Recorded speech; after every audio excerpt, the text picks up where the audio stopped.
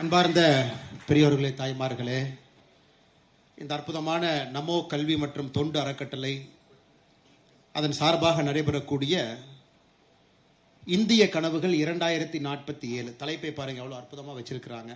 அரசியல் நாம் யாரும் பேச போவது கிடையாது. அரசியலை தாண்டி ஒரு அற்புதமான மனிதருடைய 75வது பிறந்தநாள் விழாவை ஒரு சாட்சியாக வைத்து இதுவரைக்கும் என்ன நடந்திருக்கு, அடுத்த 22 ஆண்டுகள் என்ன நடத்தப்பட வேண்டும் என்பதை பேசுவதற்காக இந்த அரங்கத்திற்கு வந்திருக்கக்கூடிய நான் பெரிதும் மதிக்கக்கூடிய ஒரு கான்ஸ்டன்ட் அப்டேஷன். ஒரு மனிதன் ஒரு துறையில் இருக்கும் பொழுது தன்னை தொடர்ந்து அப்டேட் பண்ணிக்கிட்டே இருக்கணுங்க ஐயா. ஏன்னா இன்னைக்கு ஆப்பிள் ஃபோனை நீங்கள் எடுத்தீங்கன்னா கூட 2 மாதத்துக்கு ஒரு சாஃப்ட்வேர் அப்டேட் கொடுக்குறாங்க. அவ்வளோ லைவாக வச்சுக்கணும். அந்த அளவுக்கு தன்னுடைய பத்திரிகை துறையில் லைவாக தொடர்ந்து தன்னை அப்டேட் பண்ணிக்கிட்டு எல்லா தரப்பட்ட மனிதர்களுக்கும் கூட ஒரு பிடித்த ஒரு பத்திரிகை துறையில் இருக்கக்கூடிய நல்ல மனிதராக இருக்கக்கூடிய திரு ரங்கராஜ் பாண்டே அவர்கள் இந்த விழாவிற்கு அழைப்பே இல்லாமல் வந்திருக்கிறாங்க. எவ்வளவு பெரிய மனது வேண்டும். அவரை இந்த நேரத்தில் நான் வாழ்த்தி வணங்கி, நமோ கல்வி மற்றும் தொண்டு அறக்கட்டளையினுடைய நிறுவனர், நிர்வாக அரங்காவலர் அன்பு சகோதரர் வினோஜ் பி செல்வம் அவர்கள், குறிப்பாக இந்த மயிலாப்பூர் பகுதியில் அரசியலை தாண்டி மக்களுக்கு ஒரு சேவையாக ஒன்று தன்னோடு இருக்கக்கூடியவர்களை இந்த அறக்கட்டளை எடுத்து செல்ல வேண்டும் என்கின்ற பெரிய கனவோடு பாடுபட்டு கொண்டிருக்கின்றார். அவருக்கும் அவருடைய நமோ கல்வி மற்றும் தொண்டு அறக்கட்டளை நிறுவனத்திற்கும் என்னுடைய வாழ்த்துக்களை, வணக்கங்களை தெரிவித்துக் கொண்டு, மேடையில் இருக்கக்கூடிய வணிகர் மற்றும் கலாச்சார மேம்பாட்டு மன்றத்தினுடைய நிறுவனர், நிர்வாக அரங்காளராக இருக்கக்கூடிய அருமை சகோதரர் சஞ்சீவி அவர்களுக்கு என்னுடைய வாழ்த்துக்களை தெரிவித்து, நமோ கல்வி மற்றும் தொண்டு அறக்கட்டளையினுடைய அரங்காவலர் அருமை சகோதரர் யுவராஜ் அவர்களுக்கு என்னுடைய வாழ்த்துக்களை தெரிவித்து, வணிகம் மற்றும் கலாச்சார மேம்பாட்டு மன்றத்தினுடைய அரங்காவலர் சரவணன் அவர்களுக்கு என்னுடைய வாழ்த்துக்களை தெரிவித்து, இங்கே வந்திருக்கக்கூடிய எல்லா அன்பு சொந்தங்களுக்கும் பத்திரிகை நண்பர்களுக்கும் என்னுடைய இந்த அற்புதமான நாள், இந்த மாலை நேரத்தினுடைய வணக்கத்தை தெரிவித்துக் கொள்கின்றேன். அன்பு சொந்தங்களே, பத்திரிகை நண்பர்களும் கூட பெரும் அளவில் வந்திருக்கிறாங்க. இன்னைக்கு நம்முடைய பாரத பிரதமர் நரேந்திர மோடி அவருடைய பிறந்தநாள் விழாவை நாம் கொண்டாடி கொண்டிருக்கின்றோம், 75வது ஆண்டு. ஆனால் நம்முடைய பிரதமர் எங்கே இருக்கிறாருன்னு பார்த்தீங்கன்னா மத்திய பிரதேசத்தில் இருக்கிறாங்க, தார் என்கின்ற பகுதியில் இருக்கிறாங்க. அவர் தன்னுடைய பணியை செய்து கொண்டிருக்கின்றார், மக்களுக்கு செய்ய வேண்டிய பணி. மத்திய பிரதேசத்தில் இன்னைக்கு ஒரு மித்ரா ஆடை பூங்கா அதனுடைய திறப்பு விழா, குறிப்பாக பெண்களை மையப்படுத்தி ஒரு புரட்சிகரமான அவர்களுக்கு சுகாதாரத்தை மையப்படுத்தி ஒரு புதிய திட்டத்தை இன்னைக்கு அறிவிச்சிருக்கிறாங்க. அவருடைய பணி எப்பொழுதும் போல் செய்து கொண்டிருக்கின்றார்கள். அவருக்கு எதுவும் இந்த நாளில் எந்த மாற்றமும் கிடையாது. மற்ற அரசியல் தலைவர்களை போல இன்னைக்கு எந்த அரசியல் தலைவராக இருந்தாலும் சாயங்காலம் இன்னைக்கு ஒரு பெரிய மேடை இருந்திருக்கும், எல்லா கூட்டணி கட்சி தலைவர்களை அழைத்திருப்பார்கள். அதில் அந்த பிறந்த நாள் யாருக்கு இருக்கோ அந்த தலைவரும் மையத்தில் இருப்பாங்க. ரங்கராஜ் பாண்டே அண்ணனை போன நல்ல மனிதர்களும் அதில் இருப்பாங்க, அரசியல் தலைவர்கள் இருப்பாங்க, எல்லாரும் புகழ்ந்து பேசுவாங்க, தவறு கிடையாது. அதுதான் இந்தியன் பொலிட்டிக்கல் பேட்டர்ன். எல்லாரும் அந்த ஒரு நாள் வாழ்த்தி அவருக்கு மரியாதை செலுத்தி அவரும் அதை ஏற்றுக்கொண்டு அதை நாம் எல்லாம் சேர்ந்து பாராட்டுவோம். ஆனால் இந்த பேட்டர்ன் எல்லாம் உடைச்சு அரசியலில் தன்னுடைய பிறந்த நாளாக இருந்தாலும் எந்த நாளாக இருந்தாலும் அது சேவை நாளாக இருக்க வேண்டும் என்று அவர் நடந்துக்கிறத பார்த்து பாரதிய ஜனதா கட்சி நம்முடைய பிரதமர் அவர்களே இன்னைக்கு சேவை பண்ணும் பொழுது நாம் பிரதமரை ஒரு தனிப்பட்ட மனிதனாக கொண்டாடக்கூடாது என்பதற்காக நம்முடைய தேசிய தலைவர் அவர்கள் ஒரு முடிவெடுத்து கடந்த பல வருடங்களாக இது சேவா பக்குவாடா, சேவை வாரமாக 17 செப்டம்பர் நம்முடைய பிரதமருடைய பிறந்த நாள் ஆரம்பித்து 2 அக்டோபர் மகாத்மா காந்தி அவருடைய பிறந்த நாள் வரை 15 நாட்களும் ஒரு கட்சியினுடைய தொண்டனும் நீங்க சேவையில் மட்டும்தான் இருக்கணும். இப்போ தமிழ்நாடு போன்ற ஒரு மாநிலத்தில் நமக்கு தெரியும், இங்கே இருக்கக்கூடிய அரசியல் எமோஷனல் பாலிட்டிக்ஸ் எல்லாம். நம்முடைய தொண்டர்கள் யாராச்சும் போய் ஒரு அரசு மருத்துவமனையில் அன்னைக்கு பிறக்கக்கூடிய அன்பு குழந்தைக்கு ஒரு மோதிரத்தை பரிசா போட்டால் கூட டெல்லியிலிருந்து ஃபோன் பண்ணுவாங்க, பரிசு கொடுங்க, இந்த குழந்தைய வாழ்த்துங்க, ஆனால் தனிப்பட்ட முறையில் கொடுங்க. பிரதமருடைய பிறந்த நாளுக்காக அந்த குழந்தைக்கு நீங்க போய் மோதிரம் போடுறீங்க அப்படின்னா இன்னைக்கு மட்டும் நீங்க செய்றீங்கன்னு தான் அர்த்தம். தயவு செஞ்சு செய்யாதீங்க அப்படின்னு ஃபோன் பண்ணி அறிவுறுத்துவாங்க. இதெல்லாம் ரொம்ப ஆச்சரியமான விஷயம். ஒரு அரசியல் கட்சி எப்படி தன்னுடைய தலைவனை பார்க்கிறது என்பதற்கு பாரதிய ஜனதா கட்சி ஒரு உதாரணம். எத்தனையோ முறை தொலைபேசியில் அழைப்பார்கள், டெல்லி அலுவலகத்திலிருந்து கூப்பிடுவாங்க, நீங்க போடுங்க, நாங்க வேண்டான்னு சொல்ல. அது எதுக்கு விளம்பரப்படுத்துறீங்க, அது எதுக்கு அந்த குழந்தைக்கு, அந்த பெண் குழந்தைக்கு, ஆண் குழந்தைக்கு நான் போட்டேன், போடுறது நல்ல விஷயம், அப்ப டெய்லி போடுவீங்களா? இன்னைக்கு மட்டும் போட்டுட்டு அந்த குழந்தைய மறக்கிறீங்க. உடனே நம்முடைய கட்சிக்கு அறிவுறுத்தணும், ஓகே, அதற்கு பதிலாக செல்வ மகள் சேமிப்பு திட்டத்தை எடுங்க, அந்த குழந்தைக்கு பிறந்த நாள் அன்னைக்கு நீங்க ஒரு அக்கௌண்ட் ஆரம்பிங்க, வருஷம் பிறந்த நாள் அன்னைக்கு அக்கௌண்ட் போடுங்க. ஸோ ஒரு தலைவன் தன்னுடைய பிறந்த நாள் விழாவில் தன்னை மட்டுமல்ல தன்னுடைய கட்சி எப்படி இருக்க வேண்டும் என்று நினைப்பது, கட்சியில் இருக்கக்கூடிய தொண்டர்கள் எப்படி நடந்து கொள்ள வேண்டும் என்று நினைப்பது, அதன் மூலமாக சமுதாயத்திற்கு நாம் என்ன ஒரு செய்தி சொல்லுகின்றோம், இதெல்லாம் பெரிய விஷயம். எதற்காக இன்னைக்கு நான் மேடையில் சொல்றேன்னாங்க, இது பத்திரிகை நண்பர்கள் மூலமாக தமிழக மக்களுக்கு தெரிய வேண்டும். நாத்த தலைவர்களை கொண்டாடுவது போல ஒரு ஆள் உயரத்துக்கு ஒரு கட் அவுட் வச்சு பெரிய மாலை போட்டு பால் அபிஷேகம் செய்து 2 ஆட்டை வெட்டி ரத்தத்தை மேலே ஊற்றி இந்த மாதிரி எங்கள் தலைவரை நாம் கொண்டாடுகின்றோம். ரோட்டில் மக்கள் எல்லாம் மறித்து பட்டாசு எதுவும் வெடிக்காம அமைதியான முறையில் தொண்டர்கள் எல்லோரும் செய்து கொண்டிருக்கின்றார்கள். இன்னைக்கு பாரதிய ஜனதா கட்சியினுடைய ரத்த தான முகாம் இட்ஸ் அ வேர்ல்டு ரெக்கார்ட். இன்னைக்கு நம்ம கொடுத்துருக்கக்கூடிய யூனிட்ஸ் ஆஃப் பிளட் 2023 அது வேர்ல்டு ரெக்கார்ட். 2024 செப்டம்பர் 17, 2023 நம்ம பீட் பண்ணி 24ல வேர்ல்டு ரெக்கார்ட். இன்னைக்கு 25 இன்னைக்கு வந்திருக்கக்கூடிய தகவல் என்ன முழுமையாக வரல, அதனால தான் டேட்டா சொல்லிங்க. 2024 முழுவதும் பாரதிய ஜனதா கட்சி நடத்தி இருக்கக்கூடிய 2024 முழுவதும் பாரதிய ஜனதா கட்சி நடத்தி இருக்கக்கூடிய ரத்த தான முகாமில் எவ்வளோ யூனிட் கலெக்ட் பண்ணமோ இன்னைக்கு ஒரு நாள் அந்த ரெக்கார்டை பீட் பண்றோம். அதுவும் ஒரு உலக ரெக்கார்ட். தொண்டர்கள் சத்தமே இல்லாமல் அவங்க பாட்டுக்கு அங்கங்க வேலை செய்து கொண்டிருக்கின்றார்கள். இந்த நேரத்தில் சகோதரர் வினோஜ் பி செல்வம் அவர்கள் இல்ல நம்ம பேசணும், ஒரு கருத்தரங்கம், இனிமையான மாலை பொழுதுல எல்லோரும் அமர்ந்து ஒரு நல்ல மனிதரை பற்றி அவரை பற்றி சில விஷயங்கள் எடுத்து சொல்லுவோம். அதன் மூலமாக யாரோ ஒரு இளைஞனுக்கு எங்கேயோ ஒரு மாற்றம் இருக்கும், ஒரு சின்ன குழந்தைக்கு ஒரு மாற்றம் இருக்கும், பெற்றோருக்கு ஒரு மாற்றம் இருக்கும், வாக்கு செலுத்துவர்களுக்கும் கூட இதுக்கு தான் நம்ம ஓட்டு போடுறோமா அப்படிங்கிற ஒரு முழு புரிதலை கொடுக்க வேண்டும் என்பதற்காக இந்த நிகழ்வை ஏற்பாடு செய்திருக்கின்றார்கள். அதற்கு மறுபடியும் அண்ணன் ரங்கராஜ் பாண்டே அவர்கள் எவ்வளவு முக்கியத்துவம் வாய்ந்த ஒரு நிகழ்வுக்கு வந்திருக்கிறாங்க. அதாவது ஒரு அரசியல் கட்சி மேடை கிடையாது, ஆனா இருப்பவங்க அரசியல் கட்சியில் இருக்கலாம், பிடித்த கட்சியில் இருக்கலாம், ஆனா ஒரு மனிதருக்காக இந்த விழாவை நடத்த வேண்டும் என்று வந்திருக்கக்கூடிய எல்லோருக்கும் மறுபடியும் என்னுடைய வணக்கத்தை தெரிவித்துக் கொள்கின்றேன். இன்னைக்கு நான் பிரதமரை பத்தி நிறைய பேசிட்டேங்க ஐயா. நான் பேசாத விஷயங்கள் இல்லை. ஒரு கட்சி தொண்டனா பிரதமர் எவ்வளவு டாய்லெட் கட்டியிருக்காங்கன்னு ஆரம்பிச்சு, எத்தனை பேருக்கு கரண்ட் கொடுத்துருக்காங்க ஆரம்பிச்சு எல்லா விஷயம் பேசிட்டோம். அதனால் இன்று காலையிலிருந்து என்னுடைய யோசனை என்ன பேசலாம், புதுசாக ஏதாச்சும் பேசலாம், ஒரு வித்தியாசமான பார்வையில் நம்முடைய பிரதமரை கொண்டு போய் மக்கள் முன்னாடி நிறுத்தணும். நம்முடைய மக்களுக்கு பிரதமருடைய முழு ஆற்றலை நம்மால் முடிந்த அளவுக்கு ஒரு தனிப்பட்ட மனிதனாக கட்சியினுடைய தொண்டனாக புரிய வைப்பதற்கு முயற்சி எடுக்கணும் அப்படிங்கிறது என்னுடைய யோசனை. இன்னைக்கு நான் ஒரு 20ஆம் நூற்றாண்டு 21ஆம் நூற்றாண்டுல கான்சிக்வெண்ட் லீடர்ஸ், அதாவது ஒரு தலைவனால ஒரு தலைமுறை மாறி இருக்கு, கான்சிக்வெண்ட். ஒரு தலைவனால ஒரு நாடு மாறி இருக்கு, ஒரு தலைவனால ஒரு யுகம் மாறி இருக்கு அப்படின்னு சொல்லக்கூடிய தலைவர்களை மட்டும் தேர்ந்தெடுத்து உங்கள் முன்னால் வைக்க வேண்டும். அதுல நரேந்திர மோடி அவர்கள் எங்க இருக்கிறாங்க அப்படின்னு ஒரு தனிப்பட்ட மனிதனாக என்னுடைய பார்வையை உங்கள் முன்னால் வைக்க வேண்டும் என்பது என்னுடைய ஆசை. இன்னைக்கு நம்முடைய தாத்தா காலத்துல, அப்பா காலத்துல, நம்ம காலத்துல உலகம் முழுவதும் கடந்த 2 நூற்றாண்டுகளாக இருக்கக்கூடிய தலைவர்களை படம் பிடித்து பார்க்கும் பொழுது கண் முன்னால் சில தலைவர்கள் இருக்கிறாங்க, பெரிய தலைவர்கள், அற்புதமான தலைவர்கள். சைனால இந்த பக்கம் இருந்து அப்படி ஆரம்பிச்சு வந்தீங்கன்னா மா ஜிடோங் 1949 சைனா கம்யூனிஸ்ட் சைனாவாக மாறிய பொழுது வந்த முதல் தலைவர். 20 ஆண்டுகள் அந்த கம்யூனிஸ்ட் கட்சியினுடைய தலைவராக சைனாவுடைய தலையெழுத்தை மாற்றிய ஒரு தலைவர் மா ஜிடோங் இருக்காங்க. 80 காலகட்டத்தில் வந்து டென் ஜியோபாங், இன்னைக்கு இருக்கக்கூடிய சைனா, அந்த சைனாவை உருவாக்குவதற்கு வேர் போட்ட ஒரு மனிதர். 2 பேர் இருக்கிறாங்க. நாம் இன்னைக்கு எடுத்து பிரதமர் மோடி அவங்க பக்கத்தில் வச்சு கம்பேர் பண்ணி பேசலாம். சிங்கப்பூர்ல லீ குவாங் யூ என்கின்ற அற்புதமான மனிதர் 1959 பிரதமராக வந்து 90 வரைக்கும் 31 ஆண்டுகள் ஒரு அரசியல் கட்சியினுடைய தலைவர், ஒரு நாட்டினுடைய பிரதமராக 31 ஆண்டுகள் லீ குவாங் யூ. அதன் பிறகு பிரதமர் ஆனதுக்கு அப்புறம் ஒரு வீட்டுக்கு போலிங்க, பிரதமர் ஆயிடுச்சு, 1990 வயசாயிருச்சு, கிளம்புங்க. 90க்கு பிறகு மறுபடியும் அமைச்சர். என்ன சொன்னார், இல்லை எனக்கு பிரதமர் ஆயிடுச்சு, வயசாயிருச்சு, ஆனா நிறைய இளைஞர்கள் அமைச்சராக இருக்கும்போது நான் கைட் பண்ணும் இல்லையா அப்படிங்கறதுக்காக சீனியர் மினிஸ்டர், அதன் பிறகு மென்டார் மினிஸ்டர். அவர் இறக்கும் வரை 2011 வரை லீ குவாங் யூ ஒரு பக்கம்.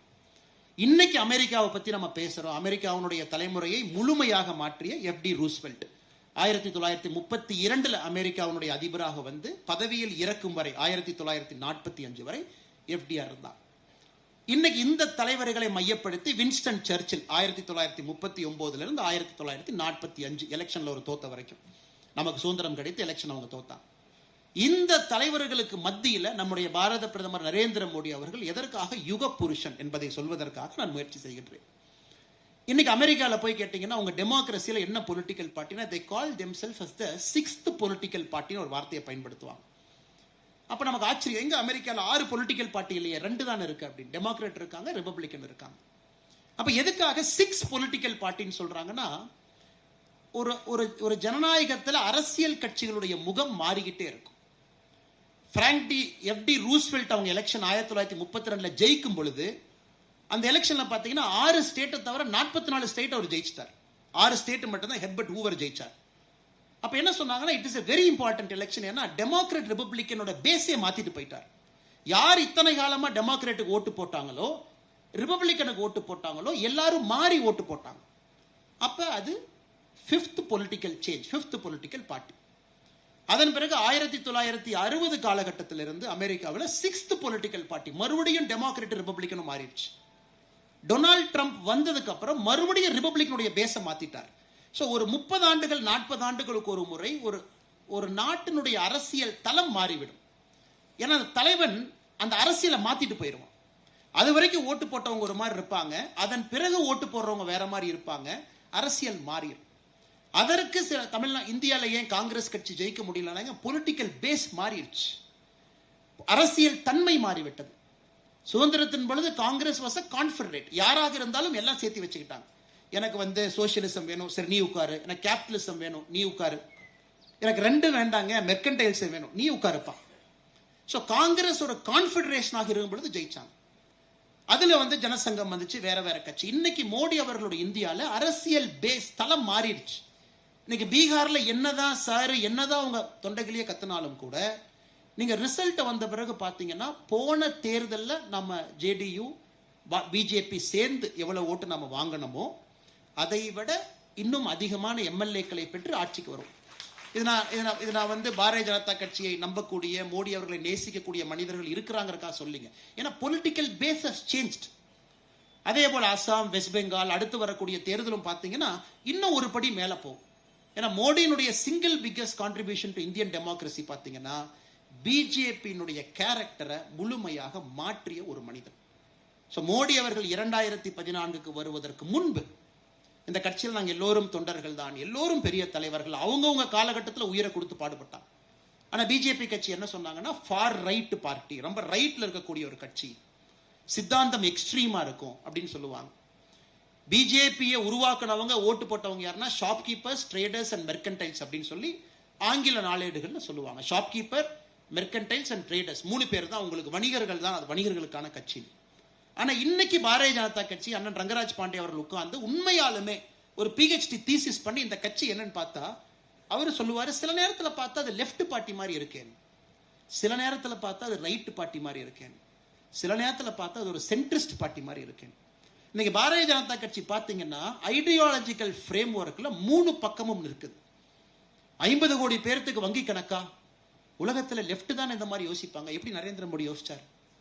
80 கோடி பேருக்கு மாசம் உணவு வீட்டுக்கு போதா? இது லெஃப்ட்ல இருக்கவங்க தானே யோசிப்பாங்க. எப்படி நரேந்திர மோடி அவங்க யோசிச்சாங்க? 18,000 சட்டங்கள், லூப் ஹோல் சிஸ்டம் அத்தனை ரிமூவ் பண்ணிட்டாரா? ரைட்டு தானே யோசிப்பாங்க. எப்படி நரேந்திர மோடி அவங்க யோசிச்சாங்க? ஒரு ஸ்ட்ராங் கண்ட்ரின்னு யார் யோசிப்பா? லெஃப்டா ரைட்டா? நரேந்திர மோடி யோசிச்சிருக்காங்களே. ஆத்ம நிர்பார் பாரத், அதாவது பொருளாதாரம் என்பது உள்நாட்டை மையப்படுத்தி கொண்டு போகணும், இது லெப்டிஸ்டும் யோசிக்கிற மாதிரி இருக்கே, மோடி அவங்க யோசிச்சிருக்காங்களே. இன்னைக்கு மோடி அவர்களுடைய மிகப்பெரிய சாதனை என்பது பொலிட்டிக்கல் பேஸ முழுமையாக மாற்றி வேற எந்த அரசியல் கட்சிக்கும் என்ன பண்றதுன்னு பிடிபடாம முழித்து கொண்டிருக்கின்றார்கள். யாரு ஓட்டர், யாரு கீ ஓட்டர், நம்ம பேஸ் யார், நமக்காக ஓட்டு போடுறவங்க யார்? சோ மோடி அவர்களை பொறுத்தவரை கம்ப்ளீட்டா அதை மாத்திட்டார். இது அவருடைய முதல் சாதனை. இந்த பட்டியலில் நீங்க பாத்தீங்கன்னா உலக அரங்கில் சில தலைவர்கள் மட்டும்தான் அந்த பொலிட்டிக்கல் ஃபீல்டை மாத்தினோம். என்னை பொறுத்தவரை லீ குவாங் யூ சிங்கப்பூர்ல கம்யூனிஸ்டாக இருந்த சிங்கப்பூர் கோட்டையில பீப்புள் ஆக்ஷன்ஸ் பார்ட்டி பிஏபியாக வந்து இன்னைக்கு சிங்கிள் பார்ட்டியா சிங்கப்பூர்ல இருக்க ஒரே கட்சி, அவங்க மட்டும்தான் ஆட்சி. ஆனா ஜனநாயகம், எல்லா கட்சி வருவாங்க, ஆனா யாரும் டெபாசிட் வாங்க மாட்டாங்க. 0.5%, 1%, 1.2%. யாருமே சிங்கப்பூரை நம்ம டிக்டேட்டர்னு சொல்ல மாட்டாங்க. தப்பு அவங்க மேல இல்ல. அந்த லீ குவாங் யூ அவர்கள் இறந்த பிறகு அவருடைய ஆட்சி காலத்திலிருந்து எல்லா கட்சிகளும் காணாம போய் 40 வருஷத்துல ஒரே கட்சியாக சிங்கப்பூர்ல பிஏபி நிக்குது. சமீபத்தில் நான் ஒரு வெளிநாட்டில் ஒரு பல்கலைக்கழகத்தில் நல்லா படிக்கக்கூடிய ஒரு பையனை கேட்டேன். தமிழன், சிங்கப்பூர்ல இருக்கிற பையன். ஆக்ஸ்போர்ட்ல ஒரு ஃபேமஸான கோர்ஸ் இருக்கு. இப்போ நீங்க இந்த பிரிட்டிஷ் பிரைம் மினிஸ்டர்ஸ் பார்த்தீங்கன்னா கடைசி ஒரு 19 பேர்த்துல 13 பேர் அந்த கோர்ஸ் தான் படிச்சிருக்கிறாங்க. பிலாசபி, பாலிடிக்ஸ் அண்ட் எக்கனாமிக்ஸ், பிபிஇன்னு ஒரு கோர்ஸ். வின்ஸ்டன் சர்ச்சில் இருந்து அதான் படிப்பாங்க. அதை படிச்சா பிரிட்டிஷ் பொலிட்டிக்கல் சிஸ்டத்துக்குள்ள என்டர் ஆயிருவாங்க. இந்த பையன் பிபிஇ படிக்கிற பையன். அட்மிஷனே ரொம்ப கஷ்டம். நான் கேட்ட, தம்பி உன் ஆசை என்னப்பான்னு? ஆனால் சிங்கப்பூர்ல போய் அரசியல் பண்ணணும். சூப்பர்ப்பா, சிங்கப்பூர்ல எந்த கட்சியில போய் ஜாயின் பண்ண? என்னென்ன ஒரே கட்சி தானே இருக்கு, பிஏபி மட்டும்தான் இருக்காங்க, தான் போய் ஜாயின் பண்ண போறேன். அப்ப பிஜேபியினுடைய அடுத்த சாதனை என்னவாக போகுதுனாங்க, இன்னும் 25 ஆண்டுகள் கழித்து தவறு எங்கள் மீது கிடையாது. ஒரு கட்சி வலிமை இழந்துட்டாங்க, 18% வாக்குக்கு வந்துட்டாங்க, 15க்கு வந்துட்டாங்க, 12க்கு வந்துட்டாங்க. The future is very clear. இந்தியாவை பொறுத்தவரை ஒரு கட்சி மிக பலமாக வளர்ந்து கொண்டிருக்கிறது. அது மோடிஜியினுடைய செகண்ட் பெஸ்ட் கான்ட்ரிபியூஷன். இது நல்லா யோசிச்சு பாருங்க. நிறைய பேர் செஞ்சது கிடையாது. பார்ட்டியினுடைய பேஸ் எக்ஸ்பேண்ட் பண்ணுங்க, ஓட் ஷேர் அதிகப்படுத்தணும், டேலண்ட்டை கொண்டு வந்துகிட்டே இருக்கணும். ஏன் இந்த பையன் பிஏபி ஸ்ட்ராங்கா இருக்குன்னா, ஆக்ஸ்போர்ட்ல படிக்கிற ஒரு பையன் நான் பிஏபியில் போய் ஜாயின் பண்ணணும், சிங்கப்பூர்ல டாக்ஸி டிரைவர் ஓட்டுற ஒரு அண்ணன் நானும் பிஏபிக்கு ஓட்டு போடணும். ஸோ எல்லாரும் ஒரே மாதிரி ஒரு கட்சியை நோக்கி அனைத்து தரப்பட்ட மக்களும் போகும்போது பொலிட்டிக்கல் கேரக்டர் சேஞ்சஸ். இது உருவாக்குறது சாதாரண வேலை இல்லைங்க, மிக மிக கடினமான வேலை. ஒரு பொலிட்டிக்கல் ஃபேஸை மாத்துறது. அது எப்படி ரூஸ்வெல்ட் அவங்க செஞ்சுட்டு போனாங்க. அதுவரை அமெரிக்காவில் பார்த்தீங்கன்னா பிளாக்ஸ் ரிப்பப்ளிகன்ஸ் ஓட்டு போட்டாங்க. 1932 எஃப்டிஆர் ஜெயிச்சு அவங்க அமெரிக்க ஜனாதிபதியாக வந்த பொழுது அப்படியே மாத்தி அவங்க அந்த நியூ டீல், எங்களுக்கு இந்த டிப்ரெஷன்ல இருந்து வெளியே வரணும், பிளாக்ஸ் ஃபர்ஸ்ட் டைம் மாத்தி டெமோக்ராட்ஸ் ஓட்டு போட்டாங்க. அதன் பிறகு அந்த 1932 கொண்டு வந்ததை 1960 லேட் 60s வரை கொண்டு போனாங்க டெமோக்ராட்ஸ். 40 ஆண்டுகள் எஃப்டி ரூஸ்வெல்ட் அவங்க உருவாக்கின பேஸ 40 ஆண்டுகள் கொண்டுட்டு போனாங்க. அதனாலதான் FD Roosevelt is a constituent leader. அதனாலதான் Lee Kuan Yew is a constituent leader. இன்னைக்கு நம்ம மோடிஜி அவர்களை பொறுத்தவரை நம்ம புகழ்ந்து பேசுறோம், சூப்பர்னு சொல்றோம், என்ன நாம் சொன்னாலும் கூட 50 ஆண்டுகள் கழித்து நாம் திரும்பி பார்க்கும் பொழுது, இன்னைக்கு நம்ம எப்பவுமே பக்கத்துல இருந்து பார்க்கும் பொழுதுங்க நிறைய குற்றங்கள் குறைகள் சொல்லலாம். டிக்டேட்டர் இது அது நம்ம கொஞ்சம் கொஞ்சமா அட்ரஸ் பண்ணலாம். அண்ணா ரங்கராஜ் பாண்டே அவங்க சொன்னாங்க. இன்னைக்கு மோடிஜி அவங்களுடைய சிங்கிள் பிகெஸ்ட் கான்ட்ரிபியூஷன் மற்ற கட்சிகளுடைய ஜனநாயகத்தையும் மாத்திட்டு போயிட்டார். இன்னைக்கு மற்ற ஒரு கட்சி ஒரு டைனாஸ்டை ப்ரொமோட் பண்றனா பதில் சொல்றாங்க, முதல்ல டேக்கன் ஃபார் கிராண்டட். இன்னைக்கு முழுமையாக இந்தியாவில் டைனாஸ்டிக் பாலிடிக்ஸ் அழிஞ்சிருச்சுன்னு அர்த்தம் கிடையாதுங்க, இருக்கு. ஆனா மற்ற கட்சிக்கு ஒரு டைனாஸ்டை கொண்டு வரும்போது பதில் சொல்றாங்க. ஐயோ மோடிஜி பாருங்க செல்ஃப் மேட் மேன், அண்ணன் சிபி ராதாகிருஷ்ணன் அவங்க பாருங்க செல்ஃப் மேட் மேன் அங்க இருக்கிறாங்க, அண்ணன் நிதின் கட்கரி அவங்கள பாருங்க, அண்ணன் அமித்ஷாஜி அவங்கள பாருங்க, எல்லாத்தையும் பாருங்க தனி மனிதர்களாக குடும்பத்திலிருந்து வந்தாங்க, சாதாரண குடும்பம். இன்னைக்கு மற்ற அரசியல் கட்சிகள் கேள்வி கேட்காமையே டிஃபெண்ட் பண்ற அளவுக்கு அவங்க இருக்கிறாங்க. இது மோடிஜி அவருடைய தேர்ட் பிகெஸ்ட் கான்ட்ரிபியூஷன். காரணம், அரசியல் பிஜேபியில சுத்தப்படுத்தினது கிடையாதுங்க, மற்ற கட்சிகளையும் சுத்தப்படுத்த ஆரம்பித்திருக்கின்றார்கள். அவங்களும் சொல்றாங்க இல்ல இல்ல அப்படி இல்ல, நாங்க கில்ட்டி கிடையாது, பட் இதனாலதான் நாங்க வச்சிருக்கோம் அப்படி. ஸோ இதனால இவர் ஒரு கான்சிக்வெண்டான தலைவர். இன்னைக்கு நம்ம எல்லாருமே சொல்றோங்க, அதாவது நம்ம வினோத் செல்வம் அவங்க பேசும்போது ஒரு விஷயத்தை ஆரம்பிச்சாங்க, கோவிட் அண்டர் பிரஷர். இந்தியாவில் ஒரு மேனுஃபேக்சரிங் ஈகோ சிஸ்டம் இருக்குதுங்க, ஆனால் ஹை குவாலிட்டி ஜெனரிக் ட்ரக் இல்லாம, அதாவது இந்தியாவை பொறுத்தவரை ஹைதராபாத் வந்து ஃபார்மா கேபிட்டல்னு சொல்லுவாங்க. அதாவது உலகத்தில் இருக்கக்கூடிய ஒரு மருந்து நிறுவனம் தன்னுடைய பேட்டன்ட் எக்ஸ்பயர் ஆகிறதுக்கு நம்ம காத்துக்கிட்டே இருப்போம். அந்த பேட்டன்ட் எக்ஸ்பயர் ஆகிறதுக்கு ஒரு 2 வருஷம் முன்னாடி ஹைதராபாத்தில் ஒரு ஃபார்மா நிறுவனம் தன்னை ஆக்டிவேட் பண்ணிக்குவாங்க. ஓகே எக்ஸ்பயர் ஆக போகுது, அது எக்ஸ்பயர் ஆனதுக்கு அப்புறம் அது ஃப்ரீ மார்க்கெட் வந்துடும். நாம ஒரு கால்பால் பேராசிட்டமால நாம ஜெனரிக்கா செய்யலாமா? அதுதான் இந்தியாவோட ஸ்ட்ரென்த்துங்க. Strong manufacturing ecosystem. எந்த மருந்தை நம்மளால செய்ய முடியும், ஆனா ஜெனரிக் மருந்து நம்மளால புதுசா ஒன்ன செய்ய முடியாது. நல்லா புரிஞ்சுக்கணுங்க, புதிதாக ஒரு மருந்தை நம்ம செய்யறதுக்கான சிஸ்டமே இல்லை.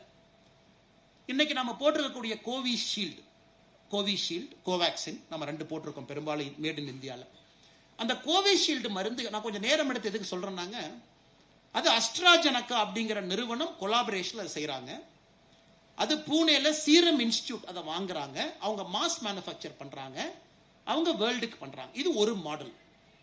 கோவேக்சின் ஹைதராபாத்தில் இருக்கக்கூடிய ஒரு இந்திய நிறுவனம், அவங்களே அந்த ஸ்ட்ராண்டை கண்டுபிடிக்கிறாங்க.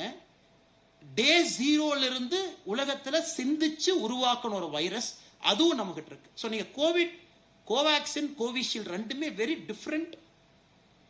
Different methods of excellence. ஒன்னு வந்து மாசா நாங்க அடிக்கிறோம் பாருங்க, அதையும் முடிச்சு காமிச்சார். எனக்கு ஒரு மருந்து, அந்த ஒரு மருந்தை உங்ககிட்டயும் மேனுஃபேக்சரிங் எபிலிட்டி சைனால இருக்கு, எல்லாத்திட்டும் இருக்கு. ஆனா மில்லியன் டோசஸ் நான் அடிச்சுட்டே இருப்பேன், இந்தியாலையும் கொடுப்பேன், உலக நாடுகளுக்கு கொடுப்பேன். அது ஒரு சிஸ்டம். அந்த இந்தியாவை நீங்க பாத்துக்கங்க. ஜெனரிக் வேக்சின் இல்லாம நாங்களே made in India original vaccine எங்க லேப்ல தயாரிப்போம், கோவேக்சின் செஞ்சிருக்கோம், அதையும் பார்த்துக்கங்க. இதுல ஆச்சரியம் என்னன்னாங்க, நீங்க ஆக்ஸ்போர்டு போனீங்கன்னா, நீங்க ஆக்ஸ்போர்ட் பல்கலைக்கழகத்துடைய வேக்சின் தான் கோவிஷீல்டு, அவங்க தான் அதோட உருவாக்குனது. நான் சமீபத்தில் அங்க படிக்க போயிருந்த பொழுது இந்த இடத்துக்கு போய் லேப்ல பார்த்தேன் என்ன பண்றேன். ஆக்ஸ்போர்டு வேக்சின் குரூப்னு வச்சிருக்காங்க. இன்னைக்கு உலகத்தினுடைய நான் போகும்பொழுது கடந்த ஆண்டு 23 நோய்களுக்கு வேக்சின் அங்க செஞ்சுக்கிட்டு இருக்காங்க. ஆப்பிரிக்காவில் இருக்கக்கூடிய சில நோய், அந்த நோயெல்லாம் நான் கேள்விப்பட்டது கூட கிடையாதுங்க. ஜாம்பியால மட்டும்தான் அந்த நோய் இருக்கு. ஆனா அடுத்த 10 வருஷத்துல அது பேண்டமிக்கா மாறி உலகம் முழுவதும் வரும். இப்பவே நாங்க மருந்து கண்டுபிடிக்கிறோம். அந்த மாதிரி அவங்க கண்டுபிடிச்சுக்கிட்டு இருந்த ஒரு மருந்து தான் கோவிஷீல்டு. அந்த மருந்து பாதியில இன்னொன்னுக்காக செஞ்சுட்டு இருக்காங்க. ஸோ சைனால உஹான் லேப்ல வந்த உடனே WHO என்ன சொல்றாங்க, ஸ்ட்ரெயினை வெளியே கொடு, எல்லா நாட்டுகளுக்கும் நீ ஸ்ட்ரெயினை கொடு, நாங்க அதுக்கு மருந்து கண்டுபிடிக்கணும்.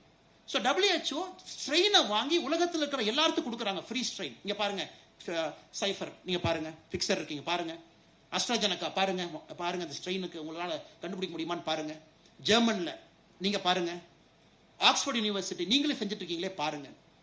அப்ப வேற ஏதோ மருந்து செஞ்சு கொண்டிருந்த கூடிய ஆக்ஸ்போர்ட் பல்கலைக்கழகம் இந்த ஸ்ட்ரெயினை பார்த்துட்டு பாதியில வண்டியை திருப்புறாங்க.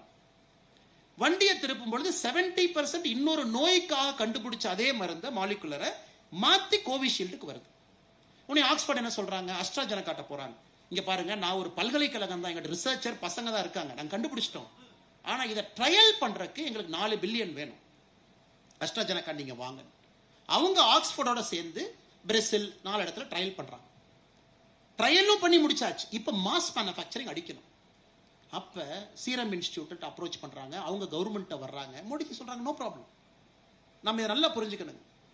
உங்ககிட்ட இன்னைக்கு மாஸ் மேனுஃபேக்சரிங் பண்றதுக்கு நீங்க எக்ஸ்ல இருக்கீங்க அப்படின்னா அது 10x பண்ணுங்க. மிச்சம் 9xக்கு நாங்க கேள்வி கேட்காம கவர்மெண்ட் ஆஃப் இந்தியா உங்களுக்கு பணம் கொடுக்கும். பில்டிங் இப்பவே கட்ட ஆரம்பிங்க, மிஷினரி இம்போர்ட் பண்ணுங்க, இப்பவே செய்ய ஆரம்பிங்க, அஸ்ட்ராஜெனகாட்ட பேசுங்க, அப்படியே வாங்க ஆரம்பிங்க.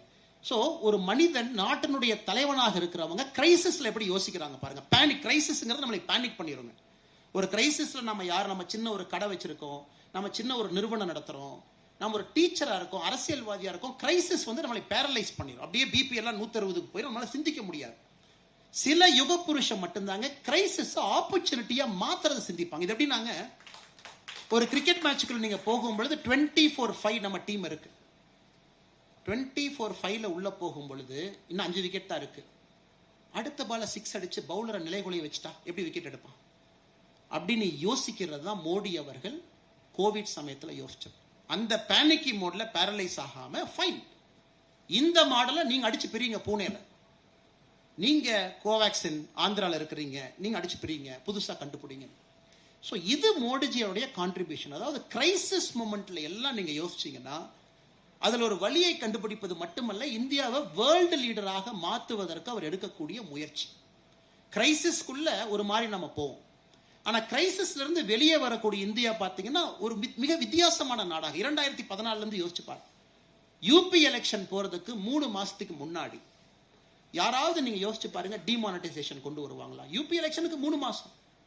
2017 இந்தியாவிற்கு மிக முக்கியமான தேர்தல், பாரதிய ஜனதா கட்சிக்கு முக்கியமான தேர்தல். 3 மாதத்திற்கு முன்பு டிமானிட்டைசேஷன் சொன்னே முதல் 1 மாசம் முழுசும் நம்ம மீடியா நண்பர்கள் சும்மா இல்லை. ஒரு அம்மா பாவம், அவங்களே கியூல போய் நிற்பாங்க. அம்மா நீங்க டயர்டா இருக்கீங்களா? எவ்வளவு நேரம் நிற்கிறீங்க? டயர்டா இருக்கிற மாதிரி இருக்கேன். நீங்க இல்லப்பா நல்லா தான் பாருங்க. இல்லம்மா தண்ணி குடிக்கிறீங்களா? தண்ணி. அப்புறம் ஒரு போட்டோ இருப்பா, ஆங்கிள் போட்டோ எடு, சைட்ல இருந்து எடு. அம்மா பாருங்க மோடிஜி டிமானிட்டைசேஷன் பண்ணி எவ்வளவு நேரம் கால் கடுக்க 8 மணி நேரம் நிக்கிறாங்க பாருங்க. பேனிக்க கிளப்பி அதுல ஒரு பிரச்சனையை அதான் 1 மாசம் ஃபுல்லா அந்த விஷுவல். அதை ஏன்னா அந்த கன்சர்வேட்டிவ் மீடியா உடைக்கணும். இது FD ரூஸ்வெல்ட் அவங்க வரும்பொழுது இதே பிரச்சனை. டே ஹி டுக் சார்ஜ் 1933 பிப்ரவரியில சார்ஜ் எடுக்கும் பொழுது, மார்ச்ல சார்ஜ் எடுக்கும் பொழுது அமெரிக்கன் பேங்க் 48 மாநிலத்தில் பணம் கிடையாது, வங்கி இல்லைங்க. ஏன்னா டிப்ரெஷன்ல இருக்காங்க, எல்லாம் பணத்தை உருவிட்டாங்க, பேங்க் ரன். 2வது நாள் FDR ரூஸ்வெல்ட் போட்ட கையெழுத்து, 4 நாள் அமெரிக்கால பேங்க் ஹாலிடே. 4 நாள் யாரும் பேங்க் போகக்கூடாது, பேங்க்குக்கு 4 நாள் ஹாலிடே. ஃபர்ஸ்ட் எம்ப்ளாயி எல்லாம் பேனிக் ஆகாதீங்க, எல்லாம் தண்ணி குடிச்சிட்டு பேங்க்ல உட்காரு, நான் உங்களுக்கு $2 பில்லியன் பணத்தை அனுப்புறேன், அது ஃபர்ஸ்ட் கரன்சி செஸ்ட்ல வைங்க. ஏன்னா மக்கள் வந்துகிட்டே இருந்தா எப்படி யோசிப்பீங்க, 4 நாள் பிரேக் எடுத்துங்க, சரி பண்ணிக்கலாம். அது FDRனுடைய 2வது நாள்ல போட்ட கையெழுத்து. பேனிக் ஆகாதீங்க, நான் தலைவனா இருக்கேன், நான் பாத்துக்கிறேன், $2 பில்லியன் பணத்தை அனுப்புறேன், பொறுமையா. நீங்க இந்த கிரேட் லீடர்ஸ் பாத்தீங்கன்னா அந்த பேரலல்ஸ் அப்படியே இருக்குங்க. பெரிய யுக புருஷர்கள், அந்த நாட்டினுடைய ஆர்பிட்ட தலையெழுத்த மாத்திரவங்களை உன்னிப்பா ஸ்டடி பண்ணீங்கன்னா அந்த பேரலல்ஸ் அப்படியே இருக்கும். லீ குவாங் யூ 1959 பிரதமர் யாருக்காங்க? சிங்கப்பூர் ஸ்டேட்டுக்கு. Singapore is not a country. 1963 வரை மலேசியா பெடரேஷன்ல தமிழ்நாடு மாதிரி சிங்கப்பூர் ஒரு மாநிலம். 4 ஆண்டுகள் பிரதமர். 63 இருந்து 65 வரைக்கும் பஞ்சாயத்து பண்ணிட்டு இருக்காங்க. மலேசியாவில் இருக்கலாமா வேண்டாமா, தனிநாடா போலாமா வேண்டாமா. மலேசியாவே கழுத்தை பிடிச்சி சிங்கப்பூர் தள்ளுறாங்க, போய் தொலைங்க, உங்களுக்கு எங்களுக்கு வேண்டாம். அப்ப 63 to 65 லீ குவாங் யூ பாருங்க, சிங்கப்பூர் ஃபெடரேஷனுடைய பிரைம் மினிஸ்டர். 65 இதெல்லாம் ஒரு நாள் மாறுது. அடுத்த நாள் காலையில Singapore is an independent country, Singapore நாட்டினுடைய பிரதமர். சோ ஏன் யுக புருஷன் நம்ம சொல்றாங்க, அவங்க கடந்து வந்த பாதைகள், எடுத்த முடிவுகள். அன்னைக்கு நீங்க 1975 போனீங்கன்னா லீ குவாங் யூவை பத்தி நீங்க சிங்கப்பூர் பேப்பர் எடுத்து பார்த்தா உலகத்திலேயே இவரை மாதிரி மோசமான டிக்டேட்டர் கிடையாதுன்னு பேப்பர் எழுதியிருப்பான். எப்படினாங்க, அவர் ரூல் போட்டார். என்னங்க அந்த ஊர்ல எப்படி மக்கள் இருக்கீங்க, நீ தமிழ், நீங்க மலாய், நீங்க ஹன்ஸ் சைனீஸ், யாருக்குமே சிங்கப்பூருங்கிற கேரக்டர் இல்லையே, எல்லாம் 10 ஊர்ல இருந்து 10 பேர் உட்கார்ந்துருக்கீங்க, எப்படி இதை நான் நாடா மாத்துவேனார். அதுக்கு ஒரு கண்டிஷன் போட்டார். ஓகே, நாங்க உங்களுக்கு அபார்ட்மெண்ட் கட்டி கொடுப்போம் சிங்கப்பூர்ல. அபார்ட்மெண்ட்ல எந்த வீட்டில் யாரு தங்கணும் நான் தான் முடிவு பண்ணுவேன்னார் லீ குவாங் யூ. எல்லாரும் காய்ச்சல், என்னையா அது, வீடு கட்டி கொடுத்துட்டு போ, அது என் பணத்துல தானே வீடு கட்டுற. ஓகே, அவர் சொன்னார், இந்த வீடு 1 தமிழ்காரன் நீ தங்கிக்க, வீடு நம்பர் 2 மலேசியாக்காரன் நீ தங்கிக்க, வீடு நம்பர் 3 சைனீஸ்காரன் நீ தங்கிக்க. ஸோ எந்த ஃப்ளோர்லையும் பார்த்தீங்கன்னா அந்த இனத்தை சார்ந்தவங்க ஒருத்தருக்கு மேலே இருக்க முடியாது. அப்போ எல்லாரும் யோசிச்சான், என்னடா அது, நான் தமிழில் பேசிட்டு இருக்கேன், ஹான்ஸ் சைனீஸ் அவங்க, மலாய் அவங்க. அப்போ லீ குவாங் யூ சொன்னால இங்கிலீஷில் பேசு, இங்கிலீஷ் தான் நம்முடைய லாங்குவேஜ், எல்லாம் இங்கிலீஷில் பேசு. ஸோ இந்த மாதிரி 1970 80 காலகட்டத்தில் தான் சிங்கப்பூர் உருவாக்குனாருங்க. இந்த மாதிரி everything by harsh. Public smoking first, smoke பண்ணாதீங்க. Second fine. Third public beating, குச்சி வச்சு அடிப்பாங்க போலீஸ்காரன். சிங்கப்பூருடைய 1970 80 காலகட்டம். இன்னைக்கு இந்தியாவில் தைரியமா சில பேர் மோடிஜியை டிக்டேட்டருங்கிறாங்க, லீ குவாங் யூ ஸ்டேட்ஸ்மேனுங்கிறாங்க. பாருங்க எப்படி அந்த காலமும் சூழ்நிலையும் அந்த அரசியல் தன்மையும் 50 ஆண்டுகள் கழித்து திருப்பி பார்க்கும் பொழுது இந்த மனுஷன் ஆபரேஷன் சிந்தூர் நல்லா நீங்க மோடிஜியை ட்ராக் பண்ணி பாருங்க. It is not a single man who made a decision. Cabinet committee on security daily சாயந்தரம் அந்த போட்டோவை நம்ம பார்ப்போம். நிர்மலா சீதாராமன் அவர்கள், அமித்ஷாஜி அவங்க, ராஜ்நாத் சிங் அவங்க, ஜெய்சங்கர் அவங்க, சிசிஎஸ்ல இருக்கக்கூடிய 5 தலைவர்கள் உட்கார்ந்து பேசுவாங்க. அந்த சிசிஎஸ் முடிஞ்சு அரை மணி நேரம் பிஎம் பார்த்தீங்கன்னா அடுத்த போட்டோ வரும். முப்படை தளபதிகளை கூப்பிட்டு பேசிட்டு இருப்பார், அவங்கெல்லாம் உட்காந்து பேசிட்டு இருப்பாங்க. எல்லாமே தினமும் இந்த போட்டோ பிரைம் மினிஸ்டர் போட வேண்டிய அவசியம் இல்லை. நாட்டு மக்களுக்கு ஏன் போடுறாருன்னா, பயப்படாதீங்க, எனக்கு கன் பத்தி எல்லாம் தெரியாது, எனக்கு எந்த மிசைல் நம்பர்லாம் எனக்கு தெரியாது, எனக்கு எந்த ரக வெப்பனை யூஸ் பண்ணணும்னு எனக்கு தெரியாது, தெரிஞ்சவங்களோட நான் பேசிக்கிட்டே இருக்கேன், நீங்க கவலைப்படாதீங்க மெசேஜ் நம்ம கொடுக்குறோம். இதை விட அதனாலதான் நம்ம இந்த தலைவர்களை பொறுத்தவரை 2 வகையாக பிரிப்போம். Peace time leaders, war time leaders. War டைம்ல ஜெயிச்சவங்க பீஸ் டைம்ல தோப்பாங்க. Winston Churchill classic example. War டைம்ல ஜெயிச்சிட்டார், அதுக்கப்புறம் நடந்த தேர்தலில் தோத்தாச்சு. ஏன்னா மக்கள் ஏத்துக்கல, வார் டைம்ல ரொம்ப கொடுமைப்படுத்திட்டியா நீ, ரேஷனே கொடுக்கல, சைரன் அடிச்சா வீட்டுக்குள்ள போய் ஒளிஞ்சுக்கணும்னு ரொம்ப பண்ண நீ. ஸோ எக்ஸ்ட்ரீம் மெஷர்ஸ்ல வின்ஸ்டன் சர்ச்சில் எடுத்தார், ஏன்னா லண்டனை காப்பாற்றணும். ஆனா வார் டைம்லையும் ஜெயிச்சு பீஸ் டைம்லையும் ஜெயிச்ச ஒரு தலைவர் இஸ் அ கான்ஸ்டிடியூஷன் தலைவர். அது மோடி அவங்களை பார்த்து. அதனாலதான் அந்த ஒரு நாள் போட்டோ நமக்கு நம்பிக்கை கொடுப்பதற்காக இந்த கேபினெட்ல இருக்கிற 5 பெஸ்ட் மைண்ட்ஸை கூப்பிட்டு நான் பேசினேன். பாருங்க, 6 மணி போட்டோ, 7 மணிக்கு ஆர்மி சீஃப்ல அவங்க பிரீஃப் பண்ணாங்க. சேட்டலைட் பிக்சர்ஸ் இருக்கு, இன்டெலிஜென்ஸ் இருக்கு, அவங்க சொல்றாங்க, அதுவும் கேட்டேன் பாருங்க. அதன் பிறகு எதிர்கட்சி நண்பர்கள் அவங்கெல்லாம் கூப்பிடுறாங்க. சரி, நீ பல நேரம் திட்டிட்டு இருந்தாலும் பரவாயில்ல, நல்ல யோசனை இருந்தால் நீங்களும் சொல்லுங்க, நீங்க சொல்றதையும் கேட்கிறேன். இது சரித்திரம் இதை பதிவு செய்யும் பொழுது சரித்திரத்தினுடைய பக்கத்துல ஆபரேஷன் சிந்தூர் ஜெயிச்சோம் அப்படிங்கிறது ஒரு லைனா இருந்தாலும் கூட மோடி அவர்கள் எப்படி இந்த நாட்டை நடத்தினார் என்பது 4 லைனா இருக்கும். எல்லா அப்போசிஷன் லீடர் யாரா இருந்தாலும் சொல்லுங்க, எதா இருந்தாலும் கதை சொல்லுங்க, கேட்கிறோம். அதுக்கு அமித்ஷாஜி உட்கார்ந்துருப்பார், அப்போசிஷன் லீடர் மீட்டிங் 4 முறை 5 முறை, நீங்க எல்லாம் சொல்லுங்க, எல்லாரும் கேட்கிறோம். உங்கள்கிட்ட ஒரு நல்ல சொல்யூஷன் இருக்கா, கேட்கிறோம். ஸோ வார் டைம்ல எப்படி நாம நடந்துகிட்டோம். இதே பாகிஸ்தானுடைய பார்லிமெண்ட்ல பார்த்தீங்கன்னா பயங்கர காமெடியா இருக்கும். ஏன்னா அந்த நாட்டினுடைய டிஃபென்ஸ் மினிஸ்டர் போய் ஒரு இன்டர்வியூல ஒரே ஒரு இன்டர்வியூக்கு தான் டிஃபென்ஸ் மினிஸ்டர் அனுப்புறாங்க. ஒரே ஒரு இன்டர்வியூக்கு அந்த மனுஷன் போறாரு, ஸ்கை நியூஸ் போறாரு. ஃபர்ஸ்ட் கேள்வி கேட்கறாங்க ஆங்கர் இங்கிலீஷ்ல. ஆபரேஷன் சிந்தூர் அவங்க ஒரு பேர் வச்சுக்கிட்டாங்க, என்ன அப்படின்னு. அது இந்த அமெரிக்காக்காரனை தான் சொல்லணும். எங்க ஊர்ல எங்க நாட்டை சும்மா இருந்த நாட்டை கிளப்பி விட்டு எங்களை டெரரிஸ்ட் ஸ்டேட்டா அமெரிக்கா தானே மாத்தினா, நாங்க தானே டெரர் பண்றதுக்கு அவன் தானே சொல்லி கொடுத்தான், எதோ பேசிட்டார். அவன் இங்கிலீஷ்ல கேட்டு இவங்க பேசி பாகிஸ்தான் பார்லிமெண்ட்ல, யோ உன்னை யாரையா பேச சொன்னாரு, ராணுவ ரகசியத்தில் எதுக்கு போய் இங்கிலாந்துல பேசிட்டு வந்த நீ?